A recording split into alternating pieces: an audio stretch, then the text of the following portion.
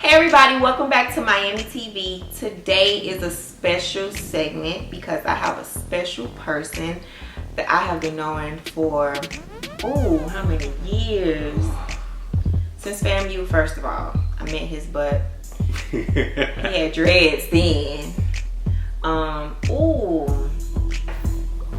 Maybe like 12, 13? I don't know, like a lot of years. He has, I don't even know, I'm gonna just stop. Introduce him.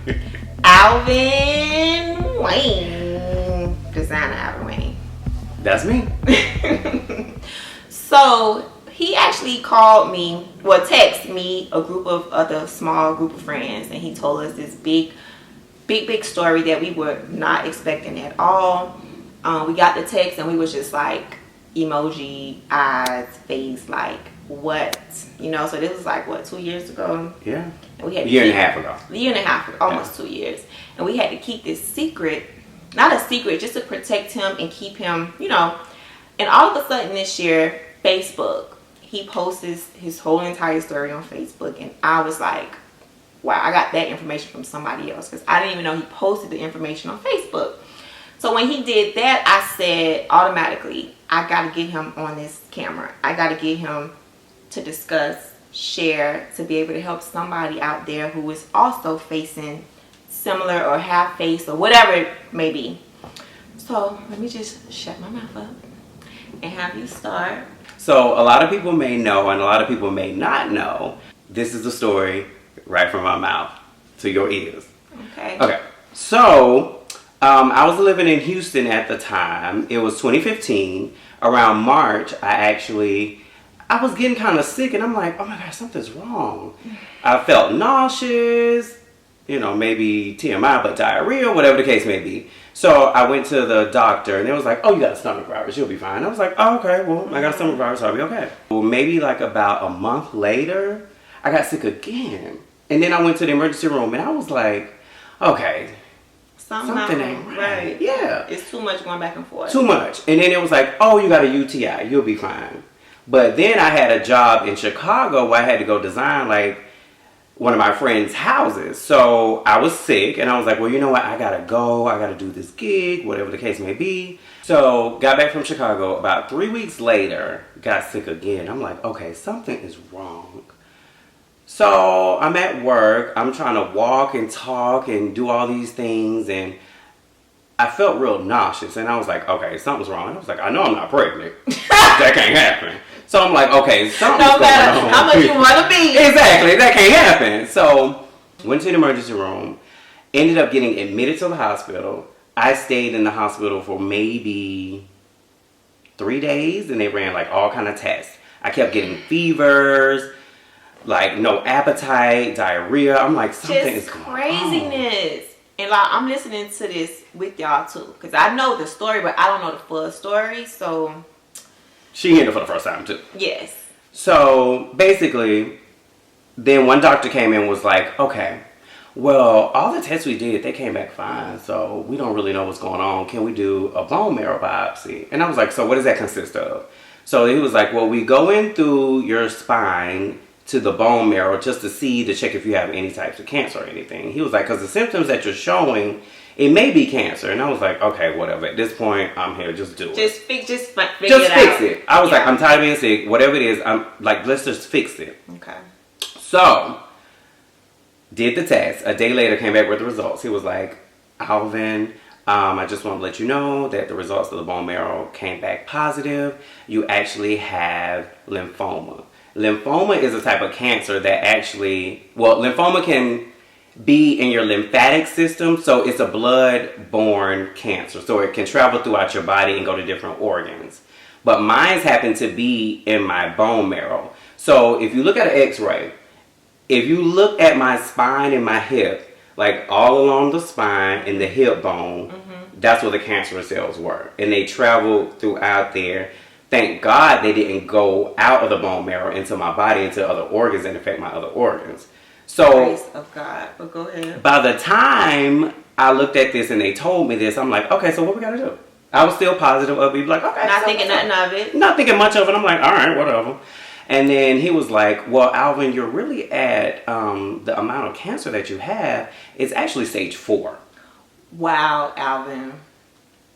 Yeah. So I'm like, okay, so what does that mean? Still don't know. I'm like, all right, 4, 5, 6, 7, 8, Okay. What does 4 mean? He was like, stage 4 is the last stage of cancer before it can actually spread to other parts of your body and, you can ultimately die. And he was like, we got to start chemotherapy right away. At this time, it was so much for me to take in, and I was like, okay, what? I was like, well, you know what? Just release me and let me schedule an appointment with the oncologist, because I still kind of wanted a second opinion, even though I was sick, I had dropped weight. I was like, okay, whatever. So I wanted to make sure it wasn't cancer. Right, I just want to make sure. Bone marrow and your, what is it called? Lymphatic system. Basically the blood system. Yeah, the blood system. Okay. And it was 2 weeks before I could see the oncologist. And I was like, okay, I'll be fine. Closer and closer to the time, like I just started getting even more sick, even more frail, because I think because in my mind I knew what it was based off of what they had told me. Possibly knew what it was. And I was like, okay. By this time, like, I was just so sick. And it happened, I actually went to the oncologist, and he was like, Alvin, we gotta admit you to the hospital. We gotta start chemotherapy. But it just so happened that he wanted to admit me the day before Thanksgiving. I was like, it's Thanksgiving, I'm not gonna be in the hospital. Right. So I did not go to the hospital. He was like, I understand. So the day after Thanksgiving, I got admitted to the hospital. I was terrified because I did not know what to expect. I'm thinking cancer, it's a death sentence, like my hair's gonna fall out. I'm like all these crazy things about chemo, right? Yeah, about chemo that you just don't know because nobody ever tells you. Right. And the doctors, they tell you that it affects everybody differently, so you just really don't know how it's gonna affect you. So I get admitted, and I'm in the hospital room, and I'm just like, okay, well, let's do it. So by this point, they insert like a long tube, like a plastic tube in my arm. I actually still have a scar right here. And to get to the bloodstream, like closer to the heart per se. Oh, geez. So they did all this stuff, and then they give me the chemo. It was maybe 4 different types of chemo over 4 hours. Like each was like an hour each. But I had a reaction to one of them. So that reaction caused me to have chills, like severe chills. Like the bed was shaking. Like I had like chills. Like my body was shaking. And like all the nurses had to come in. It was like a whole situation. So I'm in the hospital. And the doctor's like, okay, but Alvin, you'll feel much better after this first round of chemo, no matter what. And I'm like, okay. A day later, I felt amazing. I felt like I can conquer the world. I'm like, okay, I got this. We're going to do this. So by then, I'm in the hospital maybe 4 days. Okay. But I was in the hospital alone. And I just felt like, what's going to happen? Like, I don't know what's going to happen. And at that time, like, I got really emotional. I started crying. I was like, is this really my life right now? Like, yeah. I'm doing very well at my job. I'm doing design projects everywhere. I'm making a lot of money. I'm doing well. I'm like, I don't treat people bad. I treat people how I want to be treated. Like, why is this happening to me? Mm-hmm. And I know you don't question God, but sometimes it's just like, gosh, it's just a quick thought, like, dang, like, what? Yeah. Yeah. But I was like, you know what? The enemy tried to sneak in. So immediately I just started praying. Good. And when I was praying, like, I just started crying. And in that instance, when I was in the hospital, what was you saying right there at that moment? I was just saying, you know what, Lord, whatever is your will, let it be. I know you didn't bring me this far to leave me. Like, you know, just help me get through this. Help me get through this. Help me get through this. Like, I want to live. There's more things that I want to accomplish. I was like, you know, the desires of my heart. There's so much more that I want to do. Right. I know this can't be the end. Right. In this hospital in Houston, Texas. Right. By myself. By myself. So in the midst of me praying and crying, all of a sudden I saw like a shadow come, and I was just still praying and crying. Mm-hmm. And then all of a sudden I felt the bed go down, like somebody had actually sat on the bed. And I felt something touch me like this, like a hand. And then I heard a voice that I can't even describe, and it was like, "You're gonna be all right." Oh my God. And I just started boo-hoo crying immediately. Then I fell asleep. Woke up, and then it was like, all right, Alvin, well, we're going to set you up with your chemo schedule, blah, blah, blah, blah, blah. I started treatment. The process of being treated. Yeah. And then they had to insert a port. The port got inserted. It's crazy all this stuff happened. It's okay. So the port got inserted on Christmas Eve. So I had to go in, and this is where they surgically... And the port stays there? The port is like in my upper right. That is the right? Yes, child. It's in the upper right shoulder. And it's actually still in. I'm not going to show y'all. But it stays in. It looks like a bump under your skin. But that's where they access you to actually give you the chemo. Because the chemo is so strong, it can break down your veins and cause your veins to collapse. Because it's basically poison entering your body. That's what chemotherapy is. Chemo is basically, it's through an IV. It's liquid. It's probably clear. And it goes in your body, and what it does is it kills the cancerous cells. But chemo, the drug itself, doesn't really know what's a good cell. It's not that smart to know what's good, what's bad, what should stay, what should go. Right? Yeah, it doesn't know. It doesn't know. So when it goes into your body, it's killing everything. Oh, so basically, once you're done with chemo, you have an immune system of an infant. Because it kills everything. Wow, I didn't know that. It kills everything. And then they give you another medication. It's like a shot. I used to have to go every day. So let's say if I had chemo on Wednesdays, I would do chemo for about 2 hours. And then the next day, the next 4 days afterwards, I would have to go back every day to get a shot, which it like makes your white blood cells produce faster. Okay, to have a stronger immune system. So you can have a stronger immune system. Else. Right. And so your body can fight off diseases, and right. The common cold from somebody else can make you sick, and you can ultimately die. Exactly. Point blank in the period. So while going through all this, I still really didn't know what to expect because I didn't have anybody telling me like this is what you're gonna go through. You're gonna feel like this. So that's why I felt it was important for me to share my story because maybe it'll help somebody else. Right. So how many times have you went to chemo? Was it every month, every week? What was it? I did 3 rounds because they test. I don't want to say test, but they check up on you. Yeah, they don't know how your body's going to respond to certain drugs. So the first cocktail of chemo that I had, once a week to chemo. Yeah, I went once a week. So it was like maybe every Thursday.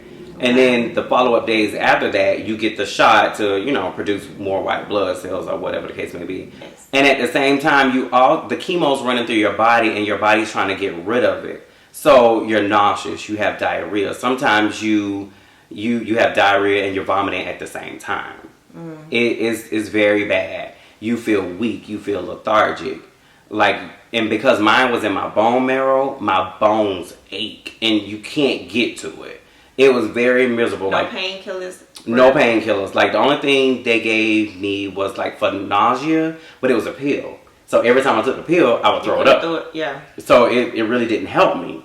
So I probably shouldn't say this, but I'm gonna go ahead and say it anyway. Go ahead. So be real and what I did, I started smoking marijuana to get through that, and that really helped me. It got my appetite back up. I wasn't nauseous. Like, it helped me get through it. I wasn't sick anymore. Like, going through that. And so maybe about 3 days of going through that, then you start feeling normal again. You start feeling like your regular self. Then you can eat whatever. Like, if you want to eat a burger, you eat a burger. If you want to eat pizza, eat it. Yeah, you eat it. If it tastes good to you, you eat it. But then you got to remember, next week I got to go through this whole process again. So I went 6 cycles on that first drug. And with that, it actually started affecting my heart.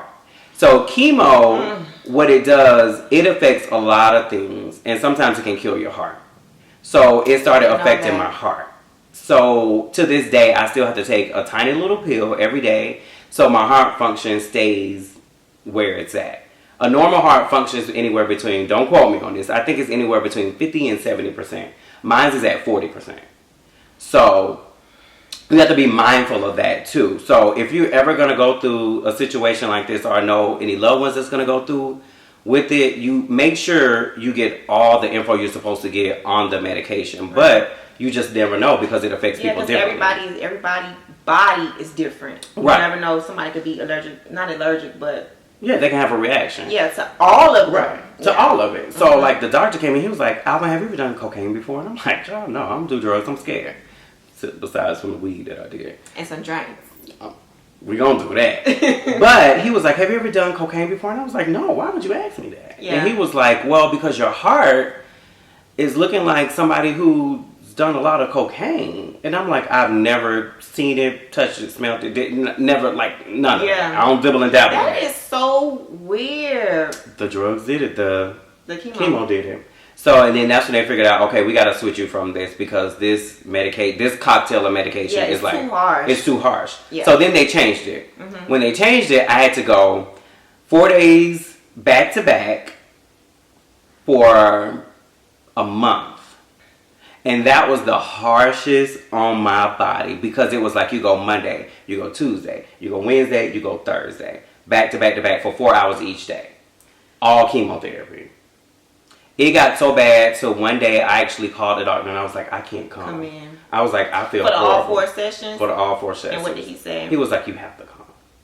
And I was like, I can't. Like, at this point, I was like, I have diarrhea. Like, I'm scared to even leave. It was like from the bed to the bathroom, bed to the bathroom. And he was like, you gotta come. Like, I'm gonna just tell you real. Like, I had to wear the pin to go from my house to the doctor just to make sure. Luckily, nothing happened, but it's like just in case. Just in case. Or just anything. Anything's like it's like all that is coming out of your body. So found out that round of chemo didn't work for me. All of that didn't even work. And so this 4 times a week for how long? For 6 weeks. Yeah, for 6 weeks. And it didn't do nothing. It didn't even work. It did not affect the cancer that was in my body. And I started treatment in November 2015. Now it's spring. I would say spring. Okay. It's spring 16. By then he was like, okay, well, we have another new drug. It just came out. Oh, man. So he was it just reminded me like how my mom used to have to take all this. Yeah. The new stuff just came out, but go ahead. When that man told me that this round of chemo did not work, because I was like so hopeful, I was like, okay, this got to be it. Like, I'm ready for all of this? All of this, I'm going through all of these changes. I'm like, okay, I got to be okay. I did the CT scans, the MRIs, and all this other stuff. And he was like, Alvin, I'm sorry, but it just didn't work. And that was the most devastating news I had ever gotten in my life. Like, it was like hope is lost. It was like if all of this ain't working, what's gonna work? What's gonna work? And it's like, am I gonna die? Yeah, either I have to use the stuff that's really harsh on my heart, or get something that's light that ain't really doing nothing. Yeah. So it's like, what do you look forward to? Right. Yeah. And so by then, like, all I could do is just put my head down in my hands and just cry. Like, it was Dr. Rios in Houston, Dr. Aiden Rios. Shout out. He was like, I see you as my own child. And at this point, I told him, I was like, Dr. Rios, I can't do this by myself no more. I was like, my family's in Florida. I live in Houston. I came here to work. I was like, I have to come to treatment and stuff by myself. Like, I can't do this anymore. And he was like, I did not know you were going through this by yourself. And he was like, had I known that, we would have, recommended, whatever the case may be. And I was like, at this point, I got to relocate. Like, I can't do this anymore. So he changed the drug. I did one treatment there, and then I relocated to Atlanta to be closer to family and to be with my friends. And then I completed treatment here on the same medication that he prescribed there. Okay, and that one actually worked. That one actually worked. Let's get to that. So that one actually worked. And I gained 50 pounds. Yes, skinny, mini, thickums. Because I'm fat now. But whatever. No, he ain't. That's fine. So you gained pounds back. I gained weight. Everything seemed like it was going back to normal. Yeah, everything's back to normal. And then I did the checkups and all that other good stuff. And he was like, I was so nervous because I was just like, I don't know how I'm going to handle if they say it didn't work. If this one don't work. Right. And that was once a week. That was once every 2 weeks. Once every 2. Okay. And I had no effect. I didn't have nausea. I didn't have diarrhea. Wow, that one was a blessed and perfect little treatment. And when they prescribed it, my doctor in Houston was like, Alvin, I know this is going to work. He was like, but the FDA regulates the medication, so you have to try all these series of medications before you can be on this one, which I think is a setup from the government. It's a guinea pig setup because I'm not even going to go there. I feel like how my mom was an experimental person for people with HIV today, but I'm not going to get that. It's not the day for that. But it's the truth. It's the truth. But go ahead. So you got it. You had to go through the course. Had to go through the course. Stuff. And then once I did the testing and whatever, I came back to the doctor and he was like, well, it came back negative. And I was like, what, negative as in like it didn't work? Or negative I don't have cancer? Like, what does that mean? Right. And another side note, always ask your doctor, what does that mean? Because they'll say stuff and you have to say, okay, what does that mean? Because I'm not a doctor. I don't know medical terminology. Like, even if I went to school for it, I still don't know it because I forgot it. Like, so what does that mean? Entirely, too. Yeah, entirely. Ask them to break it down. Don't even Google sometimes, because Google will say that you're about to die. Sometimes just ask your doctor, like, what do you mean by that? Impress them. Don't be afraid to press them. Don't be afraid, because it's your body and it's your health. At the end of the day, what you say is goes. They can recommend to you all day to do something, but if you say, no, I don't want to do it, you don't have to do it. So, know your rights as a patient. That's a good one. I learned that too. But February 17th, that's when I found out the cancer was completely gone. And then he was like, okay, great. Now that the cancer's gone, we need you to go to the bone marrow transplant center. And I was like, huh? And he was like... Because you thought it was over. You were like, I thought it was over. That's it. Right. I took this little treatment. Okay. And he was like, well, just to be sure, sometimes you have to do a bone marrow transplant. And a bone marrow transplant is basically where they take your good cells that you have now. Okay. They harvest them. So they take them out through IV or port or whatever the case it may be. It's sort of like dialysis. Wow. So they take them out, even if they're bad, they take them out, they clean them, they run them through a machine. Just like dialysis. Just like dialysis. And then they harvest them, so they hold them for you. Then the transplant part is where they actually fill your body up with harsh chemotherapy. 10 times harsher than the one that affected my heart. They pump you up with that, like over and over and over and over.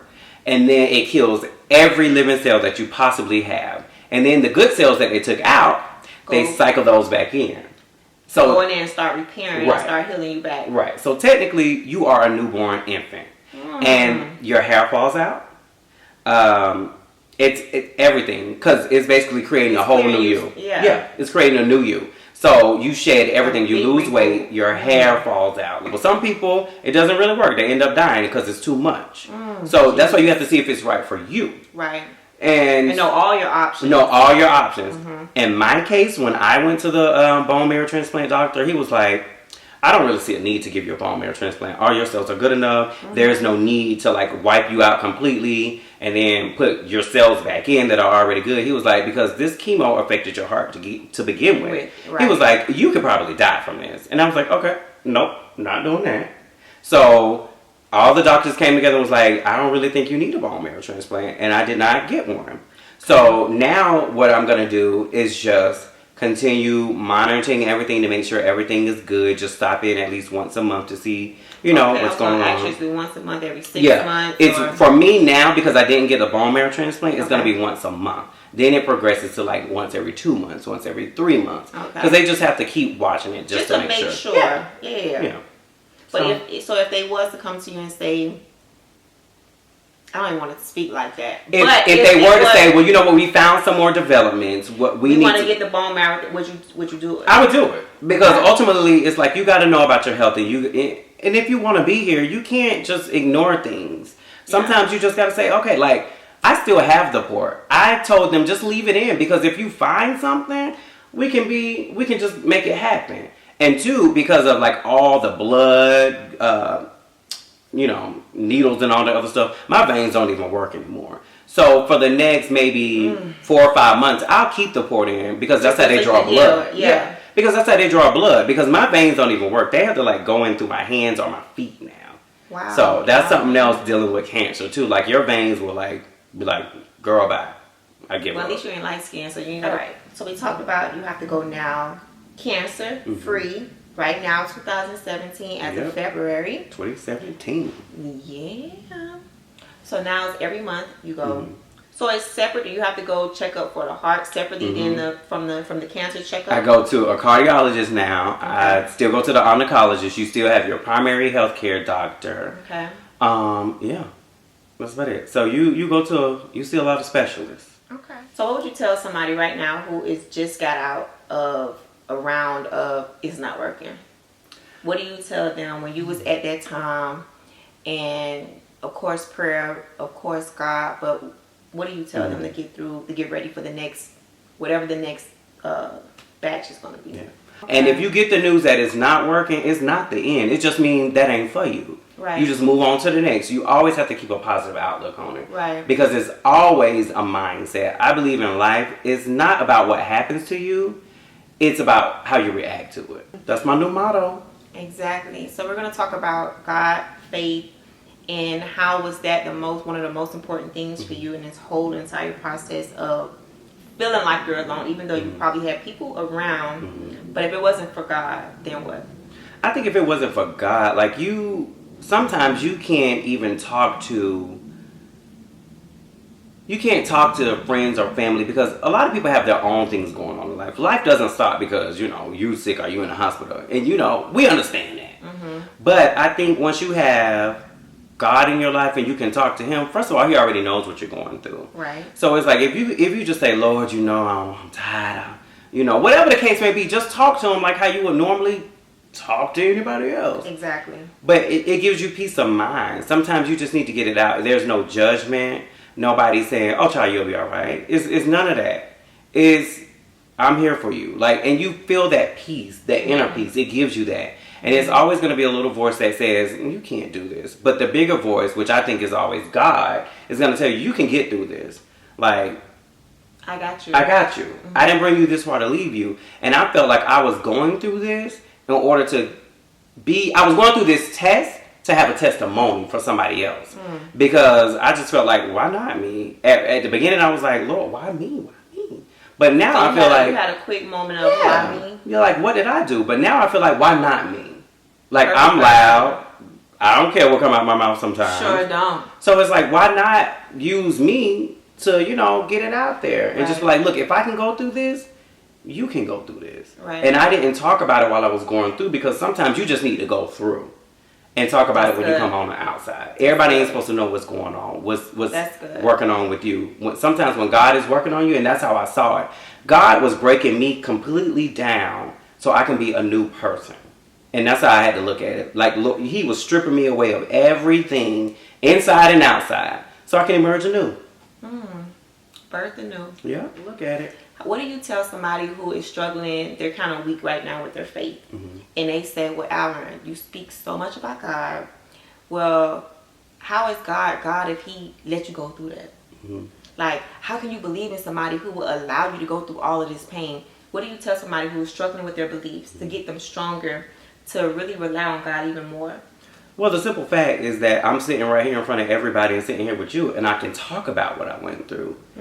That should be enough. And especially for the people who knew what I was going through, not the social media people. Because let me just say this, social media is not real. I would take selfies when I was feeling the bomb.com or interior design pictures or whatever. I would keep them in my phone, and when I was laying up in the hospital bed, I would post it.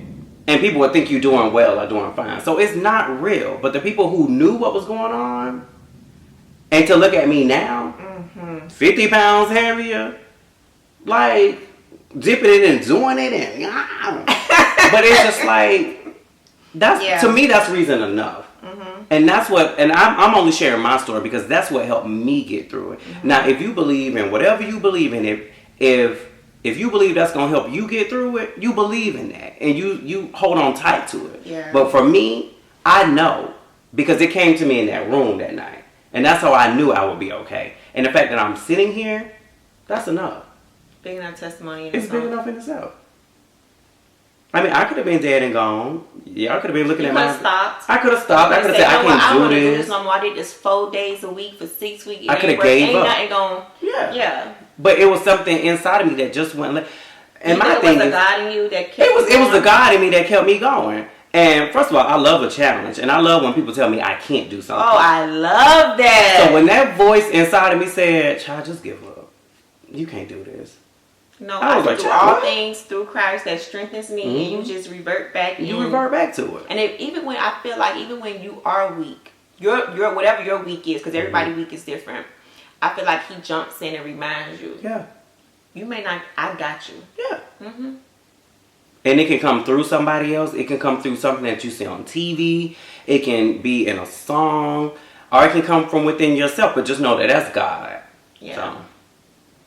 So what are your passions now that you've experienced that versus before it happened to after? Like, what are you looking to do, let's just say 10 years from now? 10 years from now, like I've always... Where do you see yourself? Gotcha. I've always wanted to own my own home decor store. Okay. And that was like a passion of mine. But for now, I'm just like, you know what? Let me start small. So I developed my own candle line. Okay. That is ready, but I have not launched it yet because I'm in transition through a lot of things. But that's one thing, I want to start with that. 2, I'm like, if I can live to see the world, because at one point, I'm going to be honest with you, I thought I wouldn't live to see and do certain things. So I'm relocating to New York with my job. So it's just like, go. You're open to I'm open to anything. Wherever God about to just take you. Yep. Drop you off and let you experience whatever he needs to let you experience. Exactly. Because at one point I was like, okay, Lord, I don't know where I'm going to end up at. What's going to happen. Where I'm going to be. Even with moving back to Atlanta, I was like, okay, I gave up my career in Houston. I don't know where I'm going to end up. Right. And then, sure enough, here, it's like, okay, go to New York. And I'm like, okay, Lord, what you want me to do there? I'm going to go and I'm going to do it. So it's just, I'm just really open to whatever may happen. And it's funny because I always had these plans or goals in mind that I wanted to achieve by a certain amount of time. And I'm just like, you know what? Now that this situation has happened, it kind of made me come to a halt. But like, okay, you may have these plans, but God got something else planned. Right. So right now, I can't even honestly tell you what my plans are in the 10 years. That's fine. Because I'm just like, I'm living in the moment. I'm open to wherever God wants me to go. That's so good. And because I don't know. But sometimes that's the best thing to do. When you don't know, it just allows him to just really just show out. Yeah. And we kind of just talked about that a couple of weeks ago. How he just shows out right in the midst of a whole bunch of... Yeah. We're not even talking about how fast everything just happened and how he felt so overwhelmed. Yeah. But it's going to be a good thing. It's a good thing. He's relocating again. So I just feel like sometimes when God is ready, he'll let you be still for a moment. So you can recognize him sometimes too. And so you can remember it's not you, it's me. And then when you go through things and you come out, he'll be like, all right, time to get the blessing. Right. And your blessings just keep going over and over and over again. So when it comes to like giving back, right? What is there like anything you would want to do moving forward? Maybe a certain charity that's already kind of established, or organization that's already established, or you want to possibly in the future create your own? Like when it comes to giving back, like what do you want to contribute? Well, I found when going through treatment and having cancer, financially it's very hard. And if you don't have a lot of money saved up or good insurance, like it's very, very hard. So insurance with your job, actually? Right. Okay. Right. Because I was on medical leave, so I actually still had coverage, which was great. We have great insurance, so thank God for that. But if you don't have that, it's a lot of programs out there that can help you, but it's a lot of programs that be like, they got certain stipulations. One program that helped me was the American Cancer Society Leukemia and Lymphoma Society. Wow. They help me with like gas to and from going to treatment. So you don't have to worry about putting gas in your car, or they help with like any other expense. They give you like a credit card. Nice. So it helps with that. And then is that easy for someone to apply for? It's very easy. How do they do that? All you got to do is contact the American Cancer Society, and they'll put you in touch with, just tell them the type of cancer that you have or whatever you're going through. And they'll let you know what programs are there to help you. Just contact them, fill out the application, and get your documentation from your doctor, and they can help you. There is one locally here. It is in Atlanta? In Atlanta. I forget the name of it. That's okay. But I'll get that back to you. We can put that up at the end. We'll put it right here. Right. There, right there.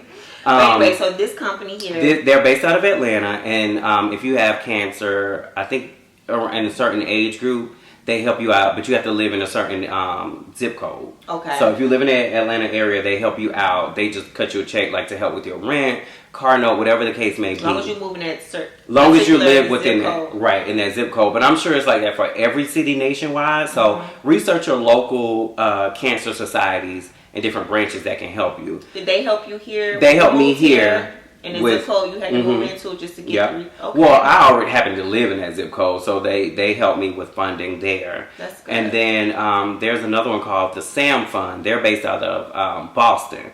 Now, you have to be finished with treatment, so I'm applying for that as soon as I, get a chance, as soon as they open back up.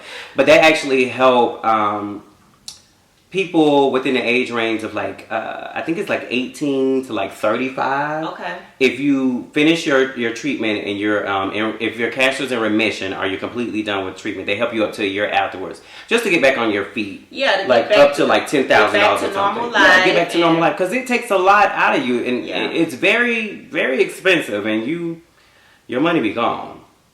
You can't shop how you want to. But it's a lot of funds out there. You just have to research them. Not personally for me. Did you get it from your doctor? Did your doctor tell you or you just did your own research? My mom actually worked with like hospice and like all that other stuff. So she actually told me. Shout out to Mama. Thank you, Mama, for helping out. Right. She told me who to reach out to. And also with your doctors, they do have a social worker that'll tell you that, organizations that can help you. Okay. But it's better to kind of just do some research on your own. And just find out what you can find out. Okay.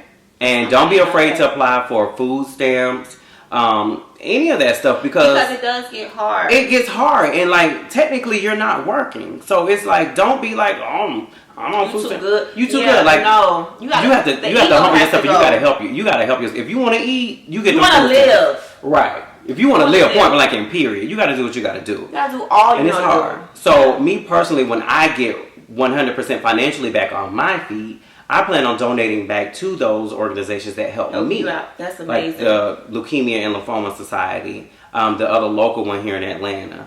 And and eventually one day, if I won the lottery, I would definitely start my own organization.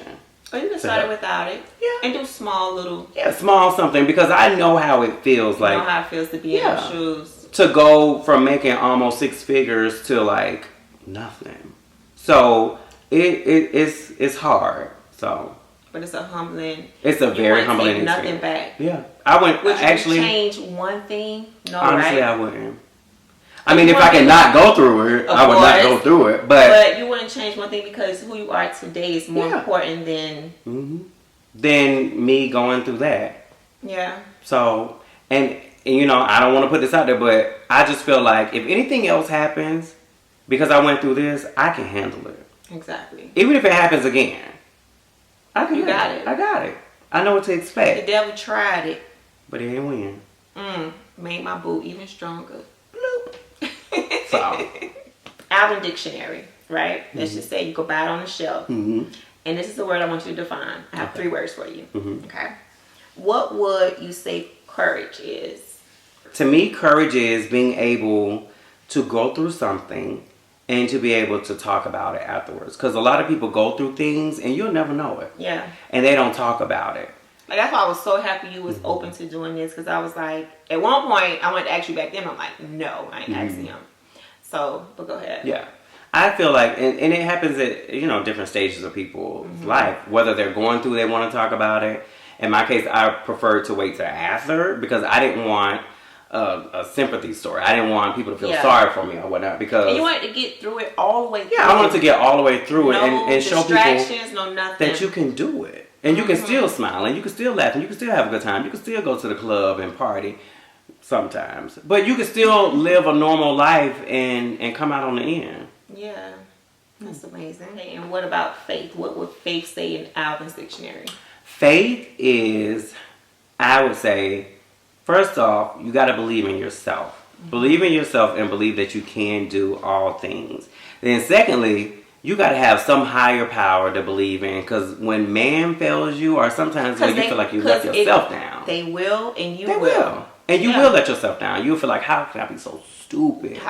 Beating yourself up. So. You got to have something to believe in. So that's faith for me. Just believe in something. Yeah. Besides yourself. What about determination? Determination. You gotta be determined. You gotta want to see the end. Whatever the end may be, whatever the outcome may be. We'll just look forward to. Yeah. Always find the silver lining in everything. I love that. So when I first started dropping weight, I was like, oh, okay, well, I can go get a size 30 suit or 29, whatever the case may be. I'm sample size. Sometimes you got to make light of what you're going through so you can get through it. I love and to me, that. that's a form of determination because when you're able to laugh at it or see the silver lining, then you'll be okay. You can get through it.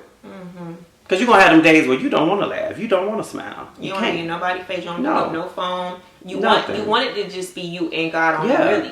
It was times like my phone would be ringing. I wouldn't even answer it. I would just turn the phone off sometimes because it's just like, first of all, you're too tired. You're too weak. Like, you feel like you got to throw up when you open your mouth.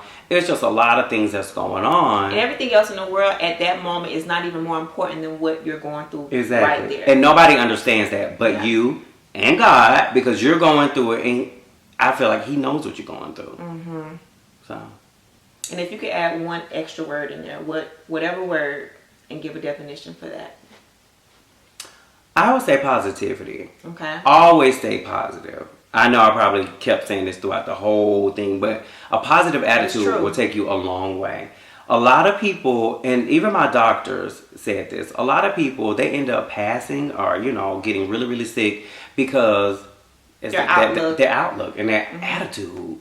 Like, when I went to the doctor in Houston, I was friends with the whole medical staff. Everybody was like, oh, here come Alvin. No matter how I felt, if I felt like I was about to pass out and throw up, I had a smile on my face. I was always nice. I try to treat people how I want to be treated. Because these are people who are helping you. Exactly. Don't get an attitude with people who are helping you. Who they know either. You never know. A specialist or whatever. Mm-hmm. Or go out their way. Exactly, to help you. Because they don't have to. Because when you are feeling down, those same people can't uplift you. Mm-hmm. They're with like, one word. With one word. They're with like, a look, with a hug. You never know. I wanted to be released from the hospital. At one point, I stayed in the hospital almost 2 weeks. It was leading up to my birthday. I was like, I do not want to be in the hospital for my birthday.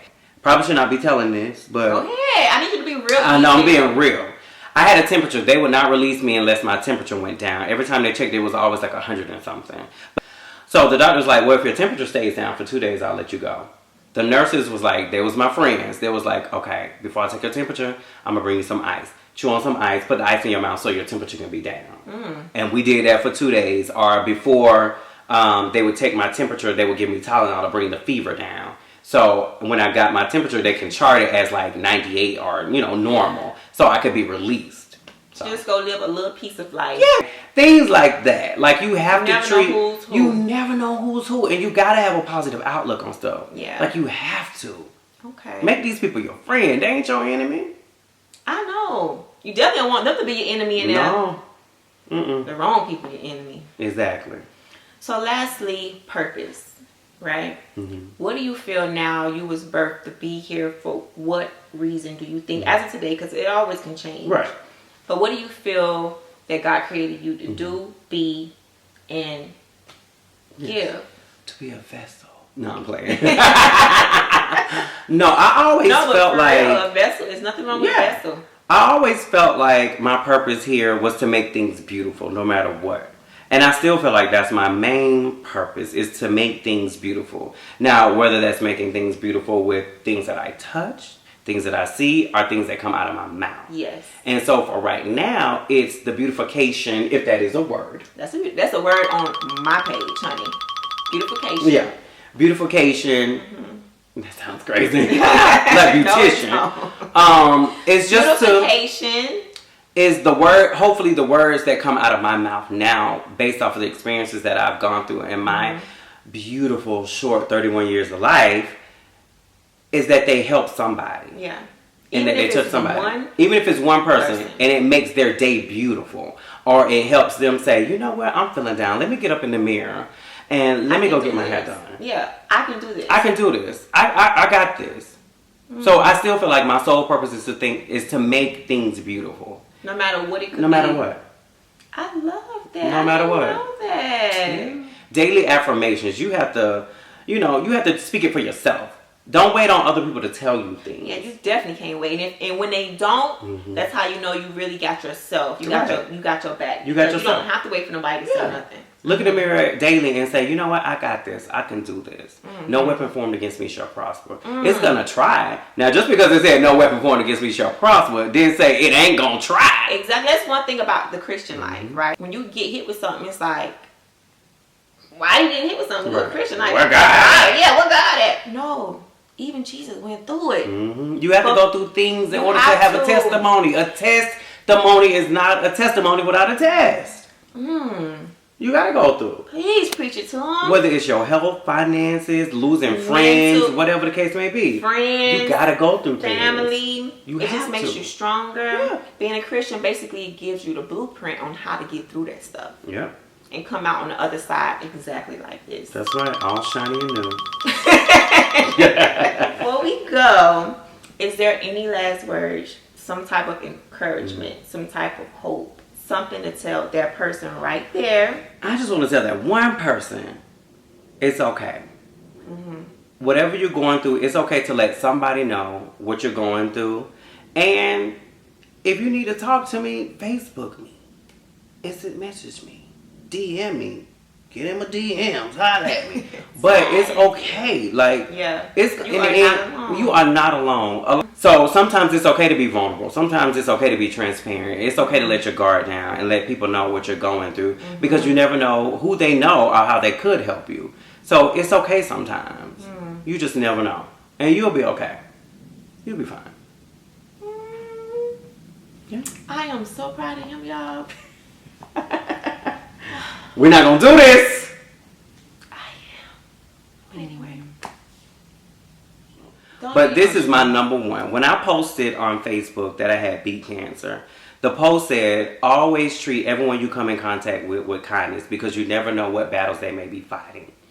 And for me, it's true. Like, please, if you get nothing from this video, nothing from this conversation, always treat people with kindness, because you never know what battles they're fighting. You never know what they go home to. You never know what they're dealing with or what they dealt with. You just never know. Right. No matter how strong they appear to be on social media or even in person, you just never know what they went through to get there. Like the day I went to the doctor, I had a Depends on. You would never know that. Like, you don't know what people are going through. So just always try to treat people with kindness. You just never know what they're fighting. Well, honey, I thank you for coming. Thank you for doing this. And it's just a great testimony. I don't know why I'm so choked up. But anyway, let me get myself together. Anyway, so every video I always ask all my guests, right? What is their favorite song of all time? Just to end on a light note, fun note. And I need to know, favorite song all time. Rap, twerk, gospel, R&B, whatever. We want to know. All right, y'all don't judge me, but I don't care. I only got one. Be you. My favorite song of all time is I'm Every Woman by Shaka Khan or Whitney Houston. And let me tell y'all why. And like, even when I was going through, when I felt good, I was like, I can beat this. I know I'm not a woman, but the message in that song is saying that I'm every being. I can do this. I can fight anything. And so that is my favorite song of all time. I'm Every Woman. You know about heart? And man. Yes, but I'm not going to sing it. We gotta sing it. No, because y'all ain't get, I ain't get no Grammy for this. I'm playing a song in the background. All right, well, let's